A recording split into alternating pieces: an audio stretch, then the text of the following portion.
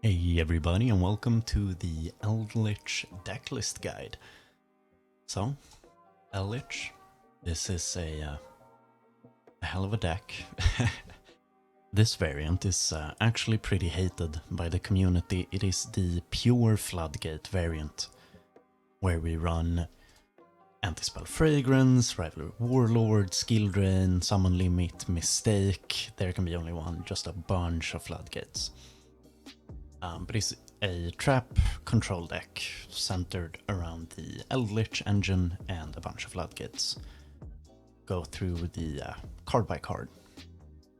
So Eldlich itself is both a giant beater and a removal spell. You can send this card and one spell trap from your hand to the graveyard, then target one card on the field, send it to the graveyard.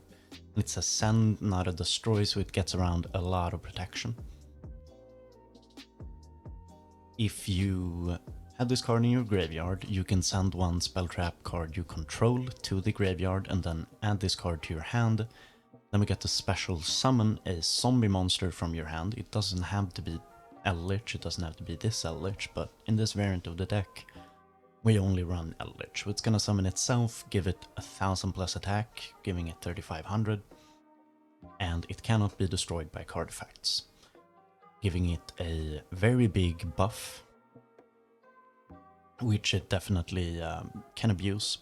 If we can set up a rivalry and there can only be one monster on the board at a time, and with us having Eldlich, we can easily get like the biggest guy on the field without them being able to contest it. Really, maybe they can kaiju it, but it still goes to the grave and then we can just summon it back, put it into our hand, send something. It's very good. Lord of the Heavenly Prison. This guy is, he protects every set card on the field. That includes spell and trap cards and monsters on both sides of the field, so it's for your opponent as well, so keep that in mind. Then if we use a spell or trap card that's set, we can special summon it, and then if we special summon it, we can set any spell or trap from our deck to the field and destroy it during the end phase of the next turn. Really don't want to grab a floodgate for this. We ideally want to grab maybe an Eldlich or one of our golden land guys. Potentially a Pot of Extravagance, Harpy's Feather, Duster, stuff that we will use the next turn immediately. But he's also very good because he's a search. We played 2 of him because having 2 of him in our starting hand is gonna be pretty bad. Then Harpy's Feather Duster for obvious reasons. Back row is annoying. I would know. Pot of Extravagance, we don't use our extra deck that much, and drawing 2 is just really good.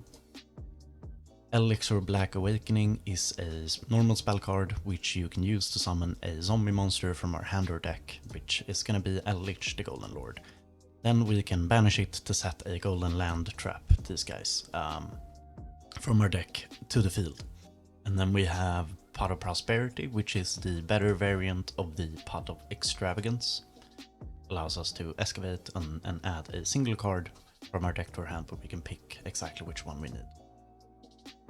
Then Cursed Land lets us pay 800 and add a Eldlich or Golden Land to our hand. And then if it's sent from the field to the graveyard, we can send a Eldlich or a Golden Land from our deck to the graveyard. Most often that's going to be another Eldlich to get it into the graveyard for rotating it. Eradicator Epidemic Virus is of course just Runic Hate, also counters our own deck because they can call trap, and as you can see we have almost all traps. A single imperm because it's good. It doesn't, it's a flex spot, you can put whatever you want in here really. Both of these are. Elixir is the trap counterpart of the Black Awakening, so we can use it on our opponent's turn, but essentially it is the exact same card. It can summon in both attack and defense, while this only summons in defense, and that's like the major difference. Solemn Judgment, because Feather Duster is very scary, so we can protect our back row. Same with Solemn Strike, it's just basically the same thing. If they try to clear our floodgates with a monster instead of a spell, we can use Solemn Strike to get around it. Golden Land Forever is just another Omni anti-spell fragrance. This guy is just soul-crushing for many decks. Sky Strikers, I recently uploaded a short where I completely destroyed a Sky Strikers player, basically only on the back of this card. And pendulum decks don't function under anti-spell because you can't set the pendulum scales, so they just aren't allowed to play at all.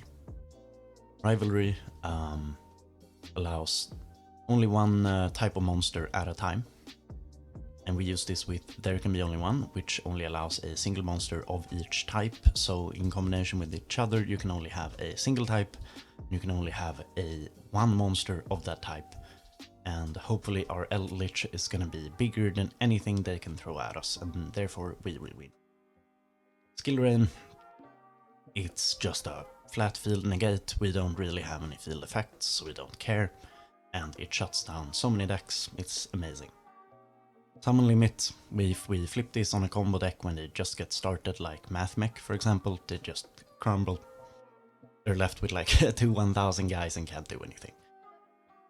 Mistake, very good against Flu, for example. Any deck that likes to add a lot of cards to their hand, we can just say no. There Can Be Only One, I explained the combo with Rivalry earlier. And then we have the 5 Golden Land spell trap monsters, which this one is easily the worst of them. It is a 2500 level 8. And you can make the attack away face-up monster on the field become 0 if we control a Eldlich.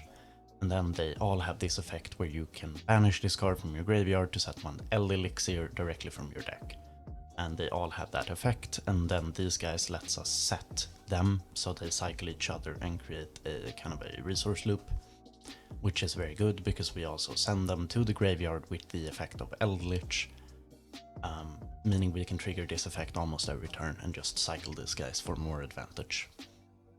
Akero, he is a DD Crow. Well, this is the reduction effect, and then Conquistador, he allows us to destroy a face-up card on the field. So he's easily the best, and we just had the recent ban list be released. It's not in the game yet, but it has been announced, where they will put Conquistador 2/2, Cursed Land 2/3, and There Can Be Only One 2/2. So how we're gonna change the deck is we're gonna put in another Cursed Land, take out this Golden Land Guardian, and add another Conquistador, and then reduce There Can Be Only One by 1. So these guys basically just swap places, and then we can take out this guy for another of the Conquistador because the destroy effect is way better. And 5 should be enough. We don't really need any more of the Golden Land guys. So essentially that's gonna wrap up the main deck and jump into the extra deck. Mine isn't really finalized, I'm still working on it, but it's okay. There is a lot of different versions. People play Super Poly in this deck, for example, and then the extra deck changes a lot. Of course, there's also the Zombie World Eldlich deck that uses a bunch of synchro monsters, but this is what I run and what I enjoy running. So Volcasaurus, we can do it with Akero and Conquistador. We can detach and then target a face-up monster and destroy it. Crimson Knight, also a level 5, so it works with the little guys. We get to special summon a monster in our opponent's graveyard. Very good if they have like DP, which isn't in the format that much anymore. But if they have it, we can steal it from them, for example. Basically, we get to take anything they have in their graveyard. Super Quantal Mech Beast. This guy is also just a pop, but it doesn't have to be face up. Also level 5. Super Dreadnought Rail Cannon is our finishers a lot of the time. We do it with 2 Eldliches. and then we detach for 2000. And if you have a single Eldlich on the field with the buff and the unbuffed Eldlich on the field and swing in, that's going to be 6000 damage. You then stack them into a rail cannon and pop them for the last 2000 and OTK. It's one of our most reliable ways of OTKing. Sky Palace basically does the same things as these two guys, but with the level 10s or Eldliches instead. Rail Cannon, this stacks on top of these guys, and then Zeus stacks on top of that for a 4 material Zeus, I believe. It's okay, it's pretty good, wins a lot of games. It's nice to be able to play Zeus in this deck. Then we go into the links, and starting with Link Spider, we use that to convert our normal monsters, our trap normal monsters, into effect monsters, same with Imduck. Then we have the Royal Rare Nightmare Phoenix, and it's just spell and trap clears. If we're worried about some back row, he's very good. Vampire Sucker, this can special summon monsters in our opponent's graveyard and draw cards off of it, and if we have our lock up with There Can Be Only One and Rivalry, we can summon something useless to our opponent's side of the field, so they're not allowed to summon at all. It's okay, it's a rank 2, so we can make it if we have some normal monsters sticking around. IP Masquerena, I play this because I happen to pull it, but it's of course very good to be able to go into a indestructible 4300 access code talker, for example, or like an Underworld Goddess, or whatever you want really. It's always nice to have protection. Nightmare Unicorn serves essentially the same function as Nightmare Phoenix, just some removal. Then lastly, second to last, Access Code Talker, which is of course a big finisher for us. Allows us to pop a bunch of times and swing for big damage. And then Underworld Goddess, in case our opponent sets up something that can't be affected by card effects or something similar, we have a way to clear it. We can stack out 4 effect monsters on the field and then just convert into a goddess and hopefully be able to win from there. It is of course a Dark Ruler no more upon summon. And a special summon, if things are special summoned from the graveyard, we can negate. And that's gonna wrap up the Eldlich deck list. I'll jump into some example games now, and then we're gonna wrap up with my final thoughts on the deck.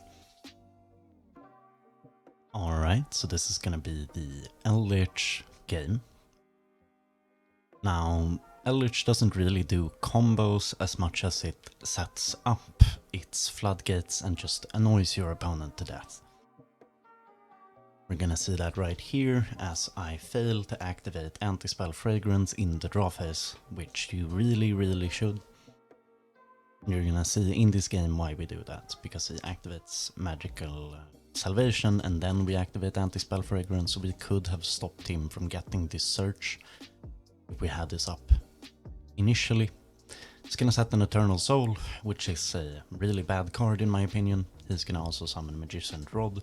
We have Skill Drain up, so we're immediately going to activate that to stop him from getting another search. Hopefully stopping him in his tracks for this turn. As he swings in, we activate our set Scarlet Sanguine, which will allow us to summon out our Eldlich. And then he will pass. Great for us, we have Eldlich in hand, we just need a trap to draw, and we drew one. You will see why that is important. He is going to Lost Wind our Eldlich, which is kind of annoying because it's going to limit us from OTKing him this turn. Otherwise we could have easily done that. So he searches out Dark Magical Attack. Our opponent is quite new to the game, clearly, but I'm just using this as an example of how you usually control out the game. So we send our Eldlich to send his Eternal Soul, and when the Eternal Soul leaves the field, it will destroy all monsters our opponent controls. Meaning you get a 2 for 1 on the 2 for 2 on the Eldlich, and then we summon him out. And right here, if this guy would not have been halved, we would have 6000 attack and could have gone into Gustav Max to finish up the game. We set a Conquistador, we have an Omni on the field with the Golden Land Forever. Swing in and end the phase. And our opponent is going to summon out a Magician's Soul, forgetting that Skill Drain is on the field. It's gonna be negated and he's gonna give up. And yeah, that is basically our game plan. We control out our opponent, we stop them from doing anything, no fun allowed, and then we win off the back of that. So I guess that's it. I'll see you in my final thoughts. So, final thoughts on the Eldlich deck, and I gotta say this deck is very good. Right now it is ranked at tier 3, but with Conquistador coming back to 2 and Cursed Eldland coming to 3, it might actually be able to hold that place for just a little bit. It's very popular in like the Chinese Korean communities, the Eldlich. You can run this with branded too. There's a ton of different ways you can build this deck outside of the Floodgate variant, which I'm running right here. So you can work and play with this deck in many ways and don't feel limited to play it as I am doing here. This is just because I lost my Eldlich account and I quickly wanted to build something to make a highlight on this deck, and then it just so happened that the next day after I created this deck, the new ban list came out. So this is gonna line up perfectly and I'm really excited to try it out after the ban list changes are live. And yeah, try the deck. I really recommend it. I have a ton of gameplay on my channel from my old account, so check those out. It's under the live streams. I also recently put out a short with this deck, so you can check that out too. And feel free to leave any comments if there is any deck you want to see a guide on. And like, subscribe, you know the drill, and I'll see you guys later. Peace.